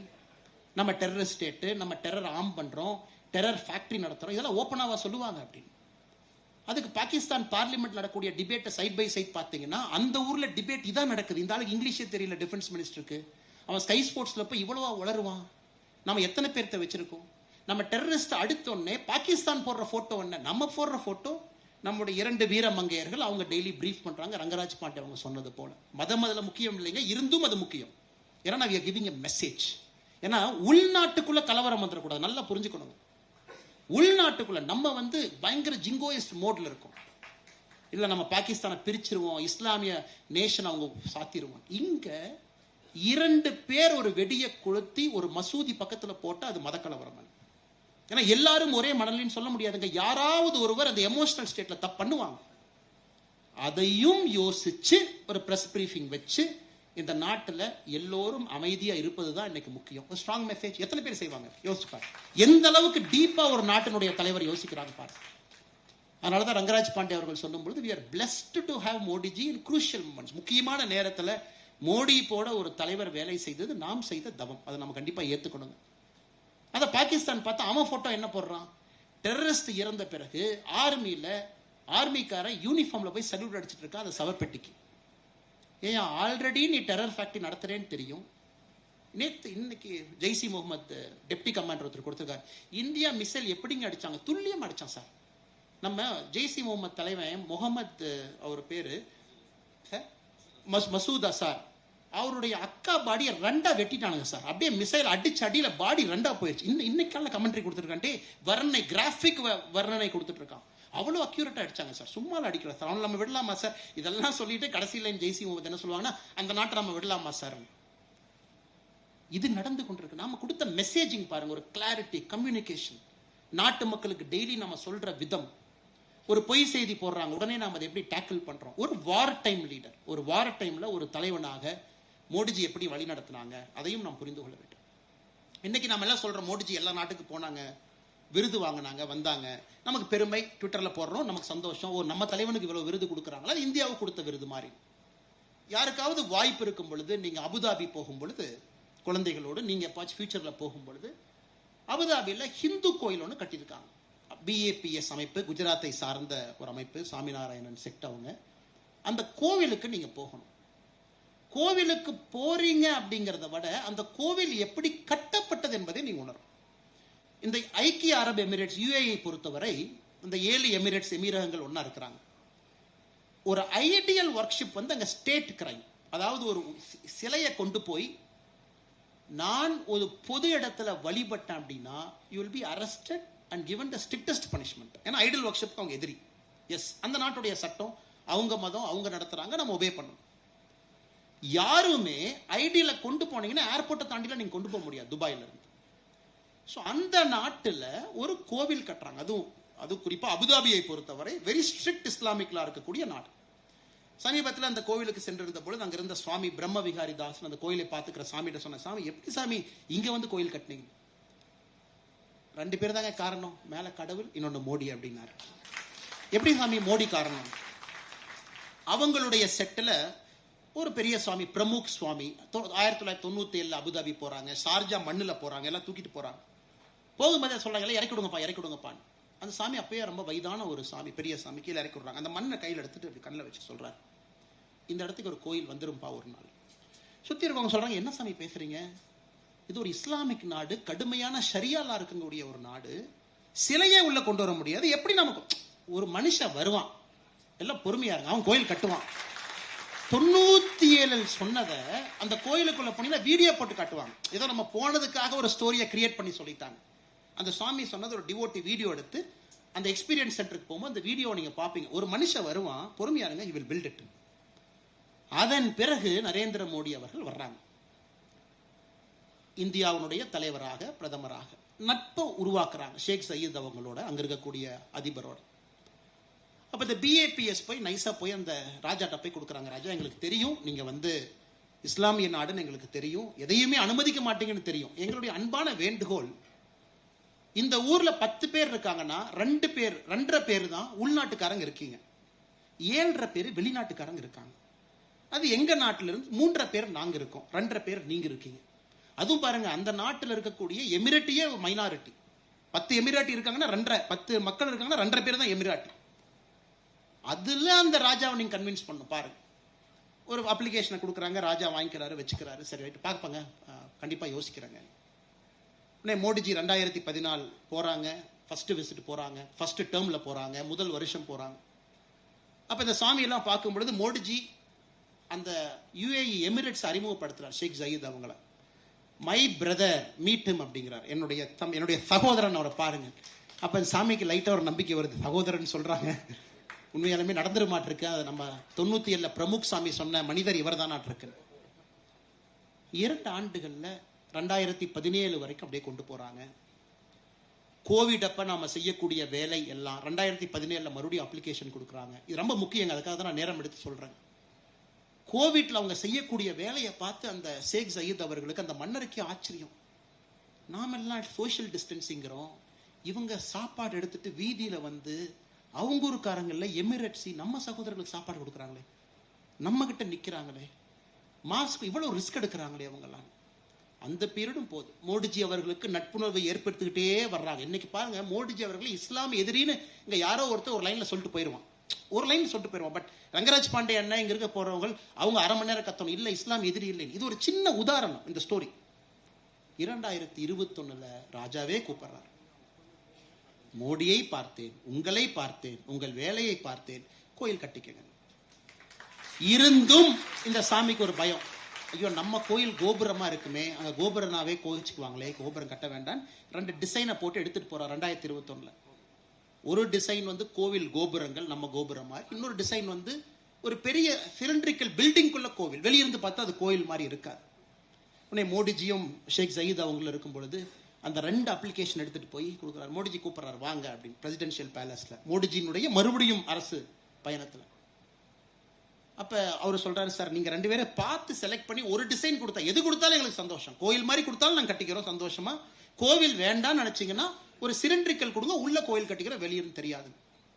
உடனே மோடிஜி ராஜா அவங்ககிட்ட ஒரு நிமிஷம் பேசுறாங்க. அதன் பிறகு ஷேக் ஜயீத் சொல்றாங்க, கோவில் என்றால் அது கோவிலை போல் பார்ப்பதற்கு இருக்க வேண்டும், அதனால கோவில் கட்டணும். இதெல்லாம் பாருங்க, சும்மா கேட்பாங்க, மோடிஜி இத்தனை ஃபாரின் விசிட் போறாரு, யாரோ ஆர்டிஐல சவுதி அரேபியா போனார். ஆமாங்க, நம்ம நாட்டினுடைய தலைவர், நம்முடைய பிரதமர் சவுதி அரேபியாவுக்கு போயிட்டு ரோட்ல டென்ட் போட்டா தங்க முடியும்? அவர் ரிட்ஸ் கார்ல்டன்ல தான் தங்குவார். அது நாட்டினுடைய பெருமை, நாட்டினுடைய அடையாளம். காங்கிரஸ் கட்சிங்க பாருங்க, ஆர்டிஐ பாருங்க, மோடிஜிக்கு 16 கோடியா செலவாகும் ஒரு டூருக்கு, இத்தனையா போய் தங்குவாங்க. சவுதி அரேபியாவோட ரிட்ஸ் கார்ல்டன் காஸ்ட்லியா இருந்தா அதுக்கு நாம என்னங்க பண்ண முடியும்? நம்ம நாட்டினுடைய பிரதமர் போய் சாதாரண வீட்டில் ஏர்பிஎன்பி கெஸ்ட் ஹவுஸ் போட்டு, இந்த ரூம்ல மோடி, இந்த ரூம்ல என்எஸ்ஏ, இந்த ரூம்ல. நார்த் கொரியாவுடைய தலைவர் வந்தார்னா அவருடைய டாய்லெட்டை கலெக்ட் பண்றதுக்கு கூட ஒருத்தவங்க வர்றாங்க. ரஷ்ய அதிபர் புட்டின் அவருடைய டாய்லெட்டை கலெக்ட் பண்றதுக்கு கூட வர்றாங்க. அவருடைய டாய்லெட்டு கூட இன்னொரு நாட்டுக்கு மாட்டக்கூடாது, ஏன்னா அதிலிருந்து ரிசர்ச் பண்ணி பாடியினுடைய கட்டை கண்டுபிடிச்சு, நோயை கண்டுபிடிச்சு விஷம் வச்சிருவானுங்க அப்படிங்கறக்காக அவங்க டிராவல் பண்ற டூர் என்கரேஜ் பாருங்க. அமெரிக்கானுடைய அதிபர் வந்தாருன்னா அவருடைய பிளேன் இறங்கும் பொழுது 2-3 பிளேன் இறக்குறாங்க. ஃபர்ஸ்ட் பிளேனை திறந்த உடனே பீஸ்ட் நமக்கு அவர் கார் வெளியே வருது. என்னையா கார்லாம் கொண்டு வந்திருக்கு? எங்க ஊர்ல கார், எங்க அதிபர் எங்க கார்ல தான் போவார், லிங்கன்ல தான் போவார், பீஸ்ட்ல தான் போவார். எல்லாத்தையும் இறக்குறான், செஃப் இறக்குறான், சாப்பாடு ஸ்பூன் எல்லாம் வந்து அவர் தாஜ்ல தங்குறாரா, ஒரு வாரத்துக்கு முன்னாடி தாஜை டேக் ஓவர் பண்ணி அவன் செஃப்பை கொண்டு வந்து அவன் கர்டைனை போட்டு அவன் பெட்ஷீட்டை போட்டு தான் அமெரிக்க அதிபர் வர. ஆனா நம்ம பிரதமர் வந்து ஏர்பிஎன்பில தங்கணுமா? எவ்வளவு லுல்லு பாருங்க உங்களுக்கு. இதெல்லாம் நம்ம we have to understand the context. ஒரு வேர்ல்டு லீடர் ஆன பிறகு அவர்களுக்கு பிரச்சனை இருக்கத்தான் செய்யும். இன்னும் பார்த்தீங்கன்னா அமெரிக்கா பிரசிடென்ட் ஒரு இந்தியாலேயே ஒரு ஹோட்டல்ல தங்குறாங்கன்னா அது எந்த நாடாக இருந்தாலும் அவங்க யாரும் ஒட்டு கேட்க கூடாது என்பதற்காக ஒரு பிளாங்கெட் கொண்டு வர்றாங்க, அந்த ரூமை ஃபுல்லா போர்த்திடுறாங்க. ஸோ எந்த எலக்ட்ரானிக் இன்டெலிஜென்ஸும் உள்ள வேலை செய்யக்கூடாது என்பதற்காக ஒரு பிளாங்கெட் கவருக்குள்ள தான் அவங்க மீட்டிங்கை நடத்துறாங்க. எவ்ரிதிங் கம்ஸ் ஃப்ரம் தேர். அந்த லெவலுக்கு ஜியோ பாலிடிக்ஸ் போயிட்டு இருக்கு. ஆனா இங்க புரியாத தற்கொலைகள் சிலர் இதை சோசியல் மீடியாவில் ஒரு மெசேஜா போட்டுட்டு இதுல அவர்களுக்கு ஒரு உலக தலைவர் எப்படி போகணும், அதுதான் நான் நார்த் கொரியன் அதிபரையும் புட்டின் அவங்களும் சொன்னேன். அவங்களுடைய பூப் எடுக்கிறதுக்கு 2 பேர் சுட்கேஸோட வர்றாங்க. சமீபத்தில் பார்த்தீங்கன்னா நார்த் கொரிய அதிபர் எந்திரிச்சு போன பின்னாடி ஒரு அவங்களுடைய சீக்ரெட் சர்வீஸ் வந்து சேர் எல்லாம் துடைக்கிறாங்க. என்னையா சேர் எல்லாம் துடைக்கிறேன்னா, எங்க தலைவர் ஃபிங்கர் பிரிண்டர் எடுத்துட்டீங்கன்னா எங்க தலைவர் வேர்வையை நீ எடுத்துட்டீங்கன்னா டிஎன்ஏ கண்டுபிடிச்சிருவியல்ல, அதையும் நாங்க விட மாட்டோம். அந்த அளவுக்கு ஒரு நாடு இன்னைக்கு இந்தியாவுக்கு தேவை. Modiji is a world leader. அவர் சப்பராசி கிடையாது, ரோட்ல இருக்கக்கூடிய யாரோ கிடையாது, வேர்ல்ட் லீடர். இதை பேசி இதனால மோடிஜி போறான்.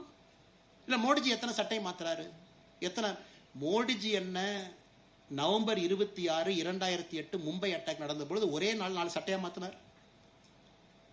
அன்னைக்கு இருந்த சிவராஜ் பட்டேல் அவங்க இந்தியாவுடைய உள்துறை அமைச்சராக இருந்தவங்க காலையில் ஒரு சட்டை, மத்தியானம் ஒரு சட்டை. November 26, 2008 Mumbai attack press meet 4 கொடுத்திருப்பார், 4 சட்டை. இதெல்லாம் நடக்க ஒரு ஹிந்தி பட டைரக்டரும் இன்னொரு அரசியல்வாதி மகனும் தாஜுக்குள்ள போறாங்க. ஆபரேஷனே முடியல. எதுக்கு தாஜுக்கு போறீங்கன்னா, அடுத்து நடக்கக்கூடிய பட ஷூட்டிங்க்கு, டெரரிசம் ஷூட்டிங்க்கு செட்டு பார்க்க போறோம். நான் எதுவுமே மிகைப்படுத்தி சொல்லிங்க. அந்த நடிகர் இப்போ நடிச்சிட்டு இருக்காரு, நான் பேர் சொன்னா அது தவறா போயிடுறேன். அது ஒரு அரசியல் மேடை கிடையாது. இப்போ ஒரு பாப்புலர் ஆக்டர், பாப்புலர் டைரக்டர் 2 பேர் போறாங்க. ஆபரேஷனே முடியல, எல்லாம் தாஜ போய் கிரவுண்ட் ஃப்ளோர்ல சுத்தி பார்த்துட்டு இருக்காங்க. எதுக்குன்னு செட்டு போடுறதுக்கு, ஒரு டெரர் போட்டோ நாங்க இதை அப்படியே காட்சிப்படுத்தி எடுக்க போறோம். அன்னைக்கு இருக்கக்கூடிய இந்தியாவிற்கும் இன்னைக்கு இருக்கக்கூடிய இந்தியாவுக்கும் எந்த அளவுக்கு மாற்றம். இதெல்லாம் மோடிஜி சட்டை போடுறாரு அப்படின்னு அது ரங்கராஜ் பாண்டியன் ரொம்ப அழகா சொன்னாங்க. இதை தாண்டி வேற இன்னும் கொஞ்சம் பெட்டரா எக்ஸ்பெக்ட் பண்றோம் வாங்க அப்படி, இன்னும் கொஞ்சம் நல்லா பண்ணுங்க, இன்னும் கொஞ்சம் நல்லா நீங்க ட்ரை பண்ணுங்க அப்படின்னு. இதுலயே இன்னும் சுத்திட்டு இருக்கீங்களே, இதெல்லாம் தாண்டி வாங்க. அதனால அன்பு சொந்தங்கள்ல இது ஒரு சாதாரண ஒரு நிகழ்வு கிடையாது. உலகத் தலைவருடைய வரிசையில முழுமையாக இன்னைக்கு கடந்த 2 நூற்றாண்டுகள்ல அவர்கள் எல்லாம் தாண்டி உயரத்தில் இருக்கக்கூடிய தலைவராக மோடி அவர்கள் வந்திருக்கிறார். ஆனா இன்னும் ஒரு பினிஷ் ஆகலைங்க. இல்ல ஆச்சரியம் என்னன்னா பினிஷ் ஆகல. ஜேர்னி இஸ் நாட் எண்டடுங்க. இல்ல முடிஞ்சு போச்சு, நான் ரொம்ப டயர்ட் ஆயிட்டேன், எனக்கு ரொம்ப கஷ்டமா போச்சு, இல்லை. இன்னைக்கும் என்னை கேட்டீங்கன்னா this is only the beginning. Starbucks நிறுவனம் பார்த்தீங்கன்னா அதனுடைய தலைவர் கடிதத்தை எழுதுவார், ஒரு ஆண்டு ஷேர் ஹோல்டர் ரிப்போர்ட் எழுதுவார். அதுல லாஸ்ட்ல ஒரு லைன் இருக்கும், this is day 1 of our company பார். இன்னைக்கும் நாம முதல் நாள் இந்த நிறுவனத்தை ஆரம்பிச்ச மாதிரி தான் நாம நடத்தணும் அப்படின்பார். 11 ஆண்டுகள் ஒருத்தர் வேலை பார்த்து, இத்தனை ஆண்டுகள் முதலமைச்சராக இருந்து, 25 ஆண்டுகள் இவ்வளவு ஸ்ட்ரெஸ்ஃபுல்லான ப்ரொஃபஷன்ல இருந்து இன்னைக்கும் டே 1 மாதிரி அதே ஃப்ரெஷ்னஸ், அதே எனர்ஜி. இன்னைக்கு நிறைய அந்த மோடி ஸ்டோரின்னு நிறைய பிரபலங்கள்லாம் போடுறாங்க. மோடி ஸ்டோரின்னு சொல்லிட்டு நிறைய போடுறாங்க. 2-3 பேர் போட்டதை பார்த்தேன். இந்த போட்டுன்னு பார்த்தீங்கன்னா இந்த புதுசா இந்த இயர்போன்ஸ் எல்லாம் ஒரு இந்தியன் கம்பெனி இருக்கு, போட்டுன்னு. அமன் குப்தா சிஇஓ கால் எழுதியிருந்தார். எங்களெல்லாம் மோடிஜி டீம் பிரான்ஸுக்கு கூப்பிட்டாங்க, அங்க பிசினஸ் கவுன்சில் மீட்டிங் இருக்கு வாங்க, நாங்களும் போனோம். பிரான்ஸ்லயே காலையில இறங்குனது 2 மணி 2 AM, 6 மணிலேருந்து வரிசையா மீட்டிங். ஈஃபில் டவர்ல நைட்டு 12 மணிக்கு ஃபயர் கிராக்கர் டிஸ்பிளே. அது வரைக்கும் அபிஷியல் என்கேஜ்மெண்ட். என்னால முடியல. ஈஃபில் டவர்ல இருந்து நேரா ரூமுக்கு தலைவலிக்குதுன்னு ஒரு மாத்திரையை போட்டு படுத்து தூங்கிட்டு காலையில பொறுமையா ஒரு 9 மணி நேரம் செஞ்சு செல்போனை பார்த்தா மோடிஜி துபாயில் இருக்காரு. அடுத்த நிகழ்ச்சி ஷேக்கோட கைக்கு ஷேக் பண்ணிட்டு இருக்காரு. அவர் கூட தான் நாங்களும் பின்னாடியே தான் போனோம். இத்தனைக்கு நிகழ்ச்சியில பங்கேற்றவங்க, நாங்களாம் கூட போற கெஸ்ட். இன்னைக்கு இந்த மாதிரி ஒருத்தர் எழுதி இருக்கிறாங்க அவருடைய தனிப்பட்ட அனுபவம் மோடிஜிட்ட. மோடி ஸ்டோரி அப்படிங்கிறது. சின்ன மனிதர், பெரிய மனிதர், அவரோட அரசியல்ல பழகினவங்க, ஜனசங்கத்தில் இருந்தவங்க, பாரதிய ஜனதா கட்சியில பயணம் செய்பவர்கள், எமர்ஜென்சி காலகட்டத்தில் இருந்தவங்க, ஸ்போர்ட்ஸ் ஸ்டார் விஸ்வநாதன் ஆனந்த் அவங்க இன்னைக்கு எழுதியிருக்காங்க. மோடிஜிக்கு செஸ் பிடிக்கும், உங்களுக்கு தெரியும். he was the former chess federation president of Gujarat also, cricket association தலைவராக இருந்தார். அப்போ ஒரு நாள் விஸ்வநாதன் ஆனந்த் அவர்கள் வர்றாங்க, பேசிட்டு இருக்காங்க. இன்னைக்கு அவர் எழுதின ஸ்டோரி. உடனே கேட்கிறாரு, விஷயம் என்ன உங்களுக்கு பிடிக்கும் அப்படின்னு. எனக்கு குஜராத் தாலி சாப்பிடணும்னு ரொம்ப ஆசை, நான் வெஜிடேரியன் இல்லைங்களா, எனக்கு ரொம்ப பிடிக்கும் அப்படின்னு. ஓகே போலாம் அப்படிங்கிறாரு. இல்லை உங்களுக்கு சிஎம் உங்களுக்கு வேலையெல்லாம் இருக்குமே. அதெல்லாம் ஒன்றும் பிரச்சனை இல்லை, வாங்க போய் 2 சாப்பிடுவோம்னு சொல்லிட்டு நேரா குஜராத் கவர்மெண்ட் கெஸ்ட் ஹவுஸ் கூட்டிட்டு போறார் விஸ்வநாதன் ஆனந்த். அங்க போவதற்கு முன்பாகவே ஸ்பெஷல் தாலி ரெடியா இருக்கு. இன்னைக்கு விஸ்வநாதன் ஆனந்த் அவங்க எழுதியிருக்கிறாங்க. இன்னைக்கு எனக்கு ஆச்சரியம், இந்த மனுஷன் எப்படியோ கண்டுபிடிச்சிட்டார். ஏன்னா 2-3 பேருக்கு நான் கேட்டுக்கிட்டு இருந்தேன், மத்தியானம் லஞ்சுக்கு இன்னைக்கு ஸ்பெஷல் தாலி போகணும், மோடிஜி மீட்டிங் முடிச்சோடனே ஸ்பெஷல் தாலி போகணும். அதை கண்டுபிடிச்சு அதை செஞ்சு, அதிலும் இவர் ஆச்சரியமா எங்கூட வர்ற மாதிரி ஒரு ஆடி பிளான் பண்ணிட்டார். ஆனால் எங்கூட வர்ற மாதிரி இவர் எங்கூட உட்காந்து சாப்பிட்டார். ஏன்னா இந்த நாட்டுக்காக பாடுபடக்கூடியவர்களுக்கு ஒரு கவர்மெண்ட் என்னங்க கொடுக்க முடியும்? அந்த ஒரு நிமிஷம் சந்தோஷம், அந்த மொமெண்ட் ஆஃப் ஹாப்பினஸ். இல்லாட்டி வேற நான் இவ்வளவு கஷ்டப்பட்டு வேர்வை சிந்தி அத்தனை கண்ட்ரிக்கு போனேன், விடிய விடிய நான் வேலை செஞ்சேன். One moment of happiness. ஒரு தலைவன் அவங்கள பார்க்கும்போது ஹேண்ட் ஷேக் பண்ண. மோடிஜி கிட்ட பழகினவங்க தெரியும், பழகாதவர்கள் பழக போறீங்க, பார்க்க போறீங்க. அந்த ஒரு நிமிஷம், ஒரு செகண்ட் உங்களுக்கு கை கொடுத்தாலும் உங்களோடு மட்டும்தான் அவர் இருப்பார். வேற செகண்டரி டென்ஷன் தாட்டே அவர்கிட்ட கிடையாது. இது எல்லோரும் இன்னைக்கு எழுதினவங்க எல்லாமே எழுதுனாங்க. எனக்கு நான் ஒரு தனிப்பட்ட அனுபவத்தை பகிர்ந்திருந்தேன். ஐயா அவர்கள் மோடிஜி அவங்கள பார்க்கறதுக்கு 2 பேர் வந்திருந்தாங்க, வயதானவர்கள், அண்ணா யூனிவர்சிட்டியில். உடனே மோடிஜி அவங்க கிரீன் ரூமில் இருக்காங்க. நான் அதை எழுதினால அதை நான் டிஸ்க்ளோஸ் பண்ணுறேங்க. உடனே மோடிஜி அவங்க 2 அப்பாயின்மெண்ட்டை பார்த்துட்டாங்க. 3வது நெக்ஸ்ட் அப்பாயின்மெண்ட் என்னன்னு கேட்குறாங்க. சார் இந்த மாதிரி அவங்க இருக்காங்க, கொஞ்சம் வெளியே இருக்காங்க சார், வீல் சேரில் இருக்காங்க, கொஞ்சம் வீல் சேர் வர்றக்கு ஒரு 2 மினிட்ஸ் ஆகும். அப்படியா, எவ்வளோ தூரம் அப்படின்னாரு. சார் ஒரு 100-150 மீட்டர் சார். ஓகே நான் வர்றேன் அப்படின்னாரு. உடனே செக்யூரிட்டி அவங்களாம் வந்து என்னடா இவனு விரும்புறாங்கிறாரு, கம் சனிங்க நான் போகிறேன் வா அப்படின்னாரு. டக்குன்னு அவர் போனார்ல, பின்னாடியே ஓடுறோம். நேராக அங்கே போனார் வீல் சேரில். அடுத்த கெஸ்ட் அப்போ தான் செக்யூரிட்டி ரெடி பண்ணிட்டு இருக்காங்க, நீங்கள் மோடிஜியை பார்க்க போகணும் வாங்க அப்படின்னு. அவங்க சுதாரிப்பதற்கு முன்பு அவங்க கிட்ட போய் நேராக பொண்ணை காலத்துட்டு ஆசீர்வாதம் வாங்கினாங்க. ரொம்ப சந்தோஷங்க, நீ பார்க்க வந்திருக்கீங்க, என்ன பண்ணட்டும், ஃபோட்டோ எடுக்கணும்னு கேட்டாங்க. சார் அவங்க சில ஒரு பெட்டிஷன் கொடுத்தாங்க, ஃபோட்டோ எடுக்கணும். ஃபோட்டோ எப்படி எடுப்பாங்க, ஒரு வீல் சேரில் உட்காந்துருக்காங்க, பின்னாடி வந்து நிற்பாங்க, ஃபோட்டோ எடுக்கலாம். அது நீங்கள் நல்லா பார்த்தீங்கன்னா பின்னாடி நிற்பார் ஒரு ஃபோட்டோ, அவங்கள மாதிரியே குமிவார் அவங்க ஹைட்டுக்கு, ஃபோட்டோ எடுங்க. இது ஒரு உலக தலைவன், யுகத்தினுடைய தலைவன், எவ்வளவு உயரத்துக்கு போனாலும் கூட அந்த மனிதங்கிட்ட இந்த ஹியூமிலிட்டி இருக்கு அப்படின்னா நம்ம சேஃபான ஒரு மனிதன் கையில் இருக்கும்னு நம்ம அர்த்தம். அந்த மனிதன் நம்மளை சேஃபா பார்த்துக்குவாரு, எந்த கஷ்டத்தையும் நம்ம கொடுக்க மாட்டாங்க. கடைசியா ட்ரம்ப் அவங்க பத்தி, இன்னைக்கு ட்ரம்ப் அவங்க என்ன செய்யறாங்க அப்படிங்கிறது, யாராச்சும் அமெரிக்கா போனவங்க, அமெரிக்காவில் இருக்கிறவங்க பார்த்தீங்கன்னா ட்ரம்பை பொறுத்தவரை அவர் நாட்டுக்காக செய்யறாரு. இன்னைக்கு அமெரிக்காவை பொறுத்தவரை ரிபப்ளிகன் ஓட்டு பேஸே மாறிடுச்சுங்க. White voters, angry voters, rust பெல்ட்ல இருக்காங்க யூஎஸ்ல, குறிப்பா ஈஸ்ட் கோஸ்ட் பக்கத்துல. மேனுஃபேக்சரிங் அந்த ஊர்ல கிடையாதுங்க, எல்லாம் வெளியே போயிடுச்சு. ஷூவா வியட்நாம், செருப்பா சைனா, டூத் பேஸ்டா சைனா, எதுவுமே அமெரிக்கால கிடையாது. மக்கள் கோவப்படுத்தி என்ன எனக்கு வேலையே இல்லை, டெமோக்ராட் கார் எப்படி பண்ணிட்டான், அதனால ட்ரம்ப் நீ வா, எல்லா வேலையும் உருவாக்கு. ட்ரம்ப் பொறுத்த வரைக்கும் அந்த வாக்காளர்களுக்கு அவர் கடமைப்பட்டிருக்காரு. எப்பவுமே ஒரு அரசியல் தலைவரை நம்ம கடுமையான வார்த்தையில் நம்ம பயன்படுத்தக்கூடாது. காரணம் என்னன்னா அவங்க எல்லாமே சூழ்நிலை கைதிகள்.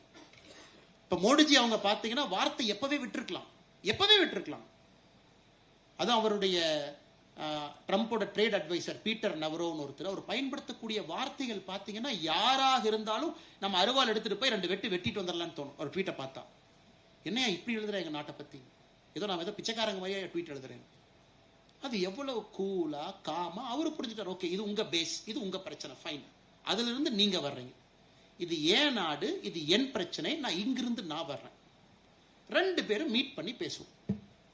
நீங்க எங்களை பத்தி கடுமையான வார்த்தைகள் பயன்படுத்தினீங்க அப்படிங்கறதுக்காக நான் கடுமையான வார்த்தையை, it's a classic game in diplomacy. ஒரு டிப்ளமசியில நேத்து மோடிஜி அவங்க போட்ட ட்வீட் பாருங்க, இவ்வளவு சண்டை போயிருச்சு, எதுவுமே மோடிஜி அவங்க பேசல. ட்ரம்ப் அவங்க 5 நாளைக்கு முன்னாடி ட்வீட் போடுறாரு, இந்தியாவோட எங்களுக்கு ட்ரேட் ஒப்பந்தம் முக்கியம். மோடிஜி திரும்ப ரீட்வீட் பண்ண உடனே, ஆமா ரொம்ப சந்தோஷம் என் அன்பு நண்பர் ட்ரம்ப் அவர்களே, எங்களுக்கும் இந்த ட்ரேடு முக்கியம் தான், செஞ்சிருவோம் அப்படி.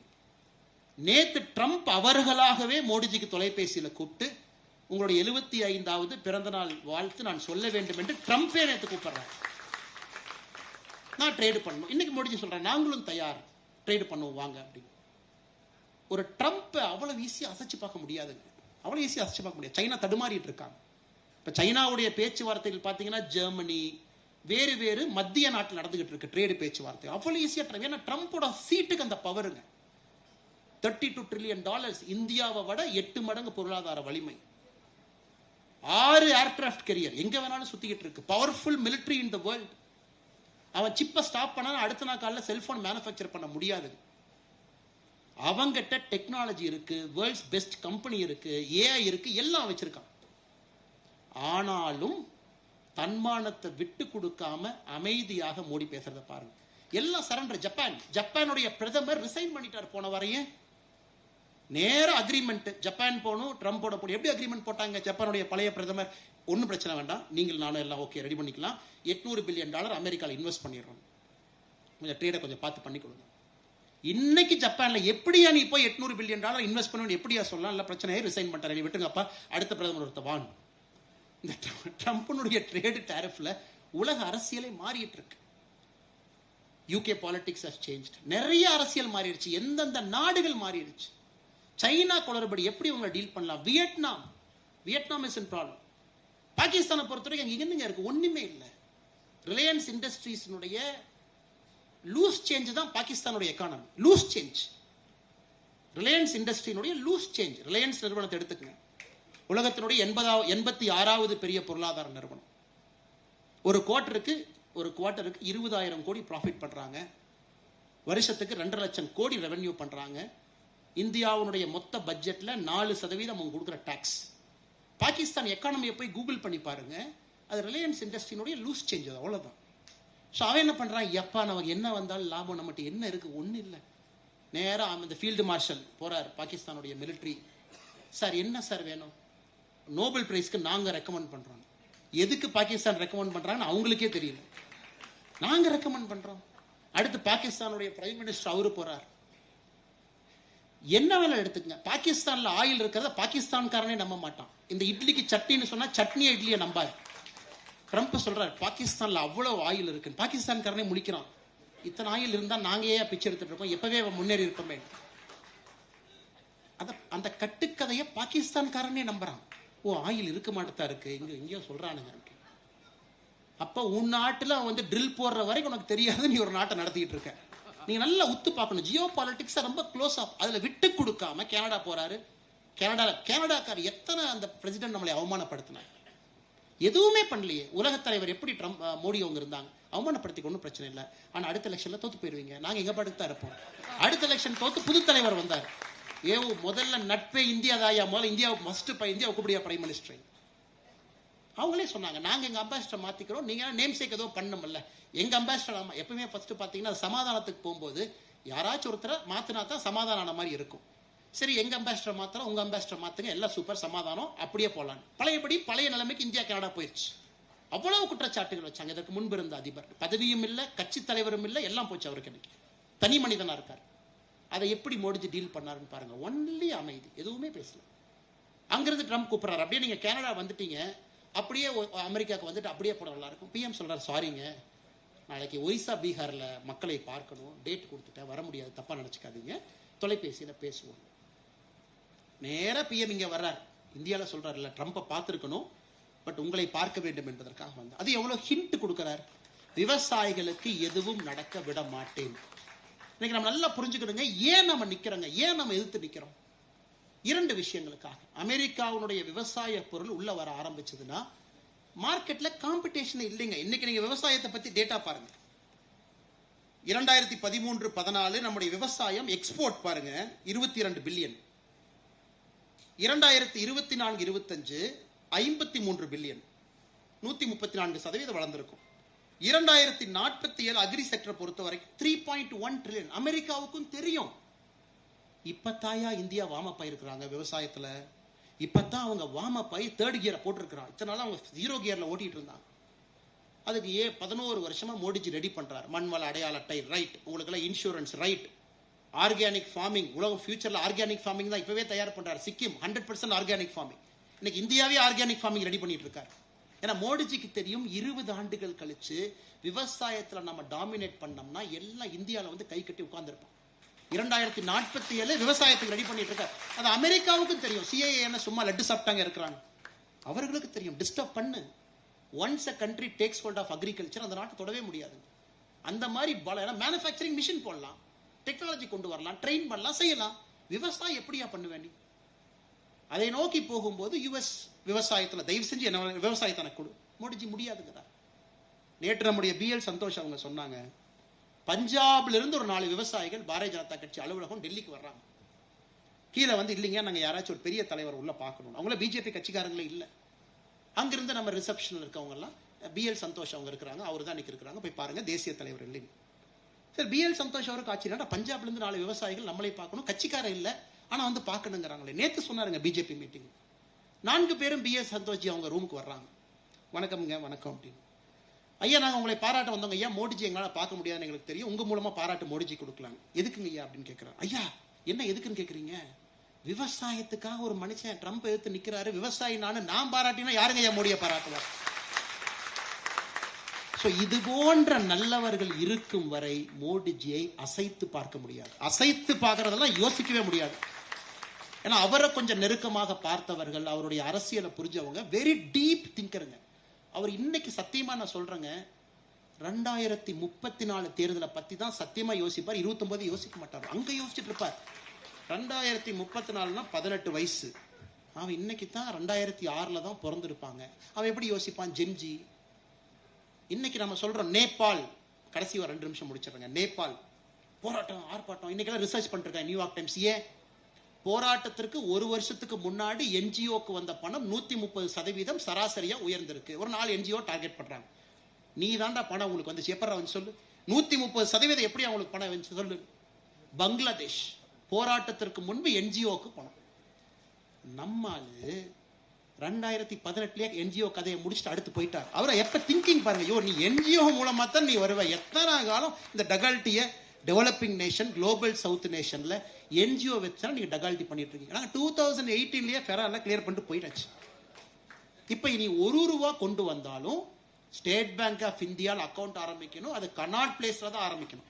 அதனால எதிர்கட்சி நண்பர்கள் யாராவது நேபாள், பங்களாதேஷ்ல இந்தியாவில் நடக்கும்னு நினைச்சு பார்த்தீங்கன்னா, எல்லாம் 5 வருஷத்துக்கு முன்னாடி யோசிச்சு 10 வருஷத்துல செயல்படுத்தி பிரதமராக அதை செஞ்சுட்டு இருக்காரு.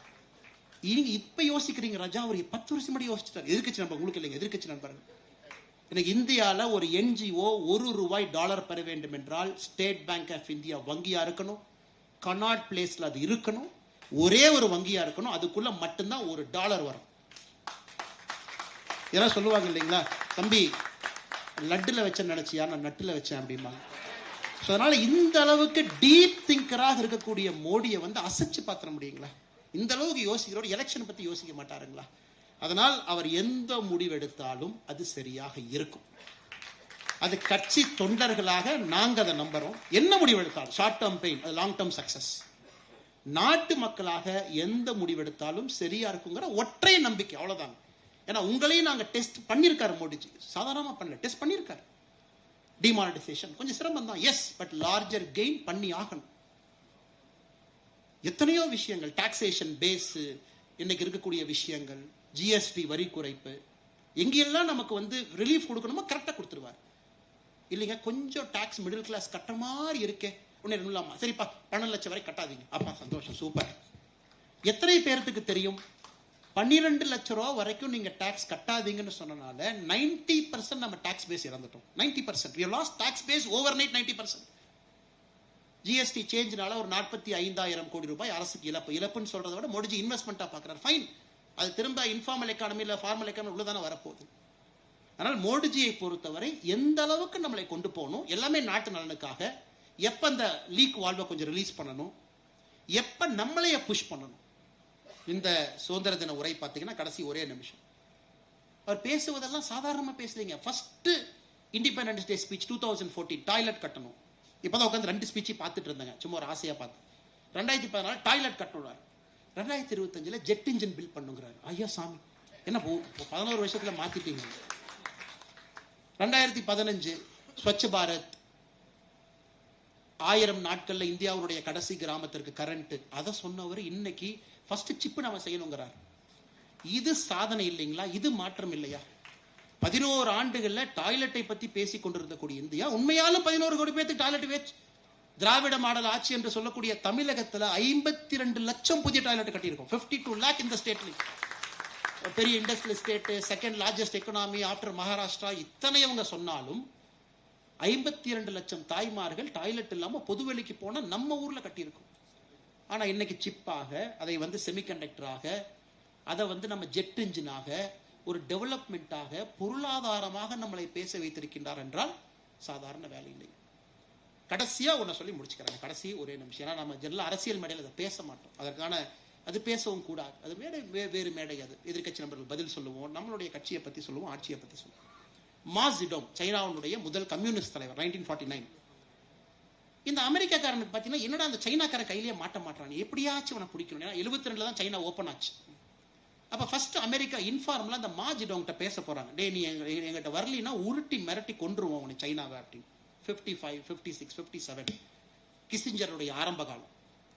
அப்போ ஒரு அமெரிக்காக்காரர் மா ஜெடோங் கிசிஞ்சர் புக்ல எழுதுறாரு, டிப்ளமசி அப்படிங்கிற புத்தகத்தில் எழுதுறாரு. எங்களுக்கு ஒண்ணுமே புரியல இந்த மா ஜெடோங் யாருன்னு. போய் மீட்டிங்ல உட்கார்ந்தா என்ன சொல்றாருன்னா, சரிடா என்னை மிரட்டி பாக்குறியா, அதெல்லாம் பயப்பட மாட்டேன்.